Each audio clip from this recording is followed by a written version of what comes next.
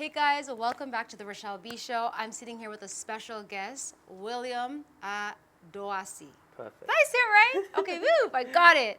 He is the CEO and founder of Vitae London, a amazing wristwatch brand. Yep, yep. And I'm here to ask him more about his journey and how he grew his business to what it is today. So welcome. Thank you, thank you, thank you. So happy you could be here. So happy you're having me, yeah. So tell me about this Vitae journey. Yeah, so Vitae London, Vitae is Latin for life. So our whole mantra is to be the watch brand changing lives. So in essence, with every watch we sell, we help support a child through education across sub-Saharan Africa. We've been going since 2016, so about 5 years now. Sold in over 30 countries, supported over 8,000 children. So yeah, it's been a real fun journey. That's actually really amazing. Yeah. Is that something you wanted to incorporate, having each watch support a child? Did you know that right out the gate when you started the brand? Yeah, from the get-go, it's always been a part of us. So for me, before starting the brand, I was working in the city, and I was making good money, but I got to a point where money alone just wasn't really satisfying me. Like it just, I needed to be working for a deeper purpose and Yeah. to be doing more. So right from the back, when we started Vitae, I knew I had to incorporate a giving back element to it, and it's largely inspired actually by my dad's journey. So my dad's the first in my family line on that side to learn to read and write. Really? And that Wow. broke a cycle of poverty that's been affecting us for generations. And I was looking at the stats, and you see that in sub-Saharan Africa, it's the only region where poverty has increased in the past 25 years. And that coincides with the fact that it has the largest amount of young people out of primary school education. So there's a direct correlation between poverty and education. So yeah, I just wanted to use what I love, fashion, to kind of help narrow, like, Bridge the gap. bridge the gap. That's Yeah. it. Yeah. So tell me about yourself growing up. Where Yeah. were you born? Where did you, spend most of your time? So yeah, born and raised in South London. I'm actually first Okay. of one. I'm the firstborn of 7 children. Okay, wow. Yeah, so big family. Both Yeah. of my parents are from here, from Ghana. Yeah. And yeah, it was an interesting experience growing up where Right, we grew right. up. So we grew up across Campbell and Peckham, which were pretty rough back in the day. So yeah, and it kind of links to what I do now. Like my dad was just super strict with education. Yeah. He was super hard on us, and he just didn't want us going down a different path. Which has obviously contributed to why I do what I do now. Do you feel like he was hardest on you because you're the eldest? Oh, 100%. So He's soft on the rest. I know, that's how I feel. That's It's how the it worst. is. He's Yeah. so soft, like, You can't believe what they get away I with. can't believe it. He's like, I could never. On even like coming in at any time, I'm like, what the heck? Like, and they're so brave. Like, Yup. I'm not, even at this big age, I still kind of Still respect. humble. Yeah, like, with my parents, I still respect about them. They'll talk anyhow, come in anyhow. I And love you're you just guys, like, y'all ain't gonna do nothing about that. literally, no smacks, no. It is what it is. So you'd always, or would you always come back to visit Ghana while you were young, or is No. Ghana something you're more, becoming in tune with now that you're an adult? Yeah, I would definitely say more as an adult. I first came when I was 13, and that was an incredible experience. We were here for 6 weeks, so I got to really like get to see Ghana. But as a child, coming to Ghana is totally different from being an adult and experiencing it. Okay, that's Because true. as a child, it's like, You come with your mom and your dad. yeah, and they're dragging you to see this uncle, Dragging. this auntie. That's Yeah. like, oh, do you remember me? You saw me when I was 6 months old. How would I remember you? But So you gotta say yes. Oh, yes, auntie. yeah, you look familiar. So it wasn't the same experience. And a few years ago, I was invited for like a dinner here in Ghana with Prince Charles and like loads of other dignitaries. And after that event, like, and just experiencing it as an adult for myself, I was like, whoa, I could vibe here. Like, I actually Yeah. really like it here. So since 2018, I've been coming more regularly.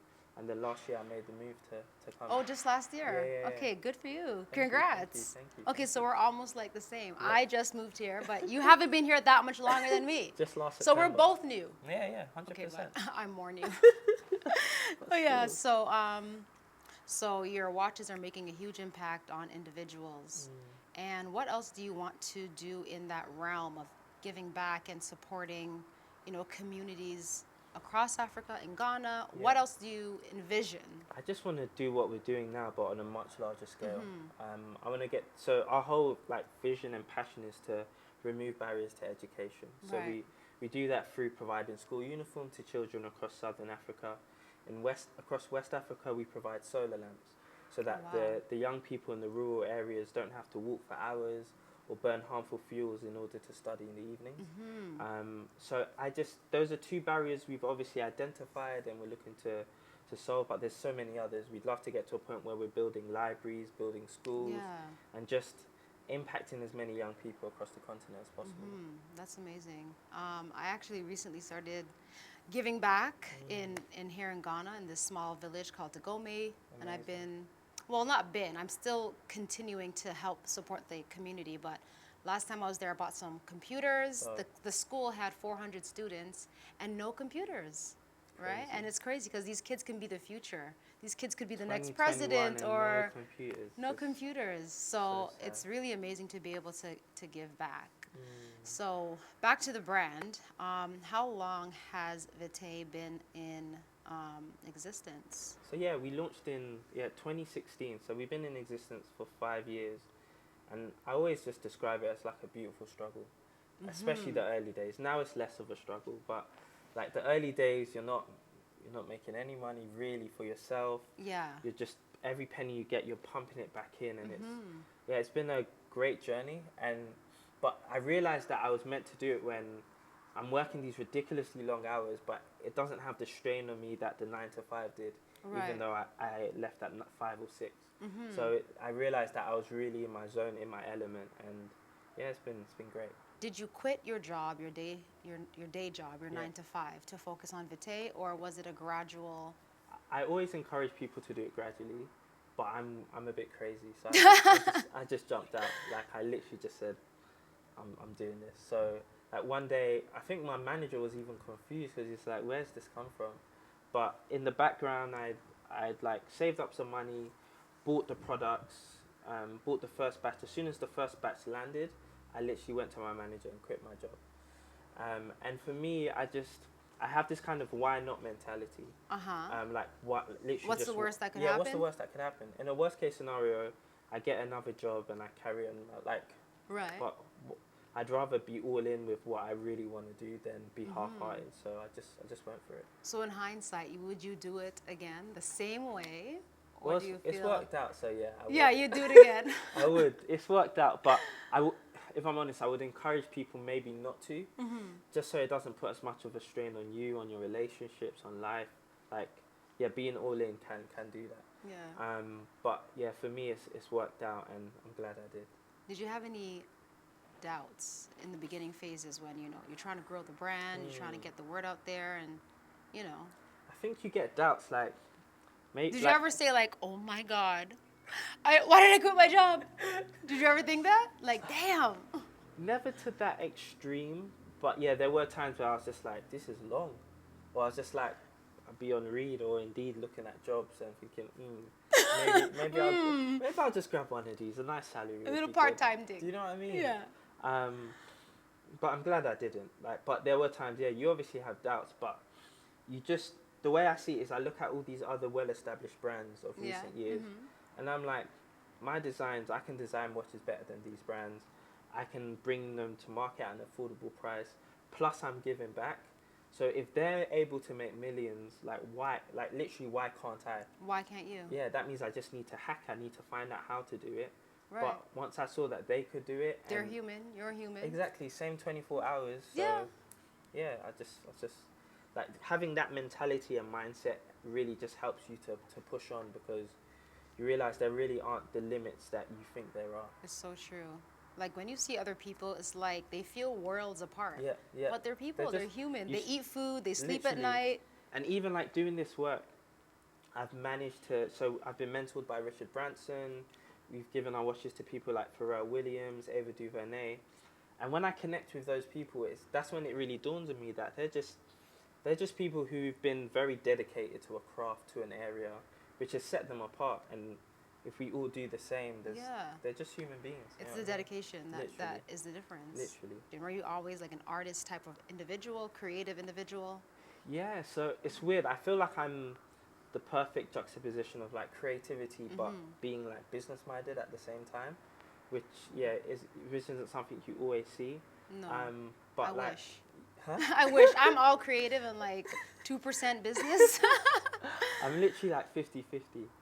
But why is that? Did you go to school for business? Is So I that went to school for business, okay? but then I always did creative things in my free time. Okay. So I was lead singer of a gospel band growing up, and now I do Afro house music. So I've always been creative in my Right. pursuits. So yeah, I think that's definitely why I'm the mixture. And even being in Ghana in recent years, I understand my business side too. So like I found out, so my granddad on my mum's side had like 7 wives, 24 children, you know, just standard. Not bad. But like, one of the things that set him apart, he was just like an incredible entrepreneur. So we switched up the scenery, guys, because Ghana is hot, Very and hot. so are the cameras. There's a mosquito. Kill it. Really? Where? On your knee. Really? That's gone. Okay, you know what? At this time of day, really? Yeah. Wow. I'm actually surprised. Crazy. Okay, so let's ignore it. Have you had malaria before? When I was young. So Really? I came when I was 13 and it finished me. Like I could only eat popcorn, like I don't know, I was messed up. But then since then, like I don't even take tablets. I just Me neither. firm it. Yeah, you just firm Yeah, it. you know what I mean? Just hold So it do you down. think you can develop like a little immunity? I think so. I'm not going to say anything because I don't have any scientific backing. to All what right, I'm we're saying. not scientists. We're not doctors. But yeah, I think there's times maybe I've had it, but then it's just maybe affected me in a way for a couple of days. Right, and you, then you know what I mean by in a Yeah. way, You just kind of like, feel off. in a way, as in my stomach. Okay. If you know what I'm. If Oh, you get, yeah. ooh. But Yeah. But apart from that, but you you know what I mean. So yeah, apart from that, it's all good. It's all good. Okay, so I don't even know where we were, guys. I was asking you about a monumental moment, like a turning point in your business when you really felt like I'm doing the right thing. This is what I'm supposed to be doing. Good question. I'll say this, but sorry. I had my 3 points ready. Okay, ask me again. Sorry. So I think there's been a few occasions, probably like at least 3 that come to mind. Firstly would be like endorsement of like Richard Branson. So when he endorsed us, when I was mentored by him, it just opened up like a new level of credibility, opened loads of different doors. Another landmark I would say was raising some capital for our business.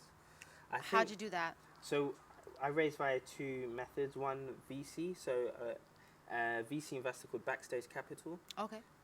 in America, another VC in the UK called Good Soil, and then we did an equity crowdfund. So we let the general public invest, and we didn't even like do a full-on campaign for that, but within 3 weeks we had over £100,000 from like over 500 people. And to me, that was like Wow. a big landmark that, wow, like these people have been watching our story. And they They believe. believe in what we're doing to the point that they've invested. Yeah. So that I would say has been like a big landmark. And then the last one, and probably the most important, is just the impact landmarks. So Yeah. meeting young people that have been truly impacted by the work we do.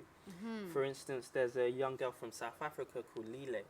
And she's one of 14 grandchildren that live in this little shack Right. with their grandma. And unfortunately, all the grandchildren have lost their parents to HIV. Oh wow. So they're just like, even when I went there, I couldn't comprehend it. It was literally like a 2-bedroom metal. Was that like your first time somewhere like that? It was, because I thought obviously there is poverty in Ghana. I'm not Yes. saying there isn't. But in South Africa, I It's think different. the extremities are crazy. They're Wow. actually crazy. So the shanties and like the shanty towns there, they're so underdeveloped. Like you can literally see them trying to tap electricity from different places. Like Yeah. it's not the same. And one of the craziest things is being in one of the primary schools and literally just hearing gunshots outside, and then all the kids running inside. Like And that's just life. that's just, and it wasn't like it was a rare occasion for them. It was just like normal. So yeah, like back to Lile. So 14 grandchildren in this small shack, and just because of something as small as school uniform, she wasn't going to school.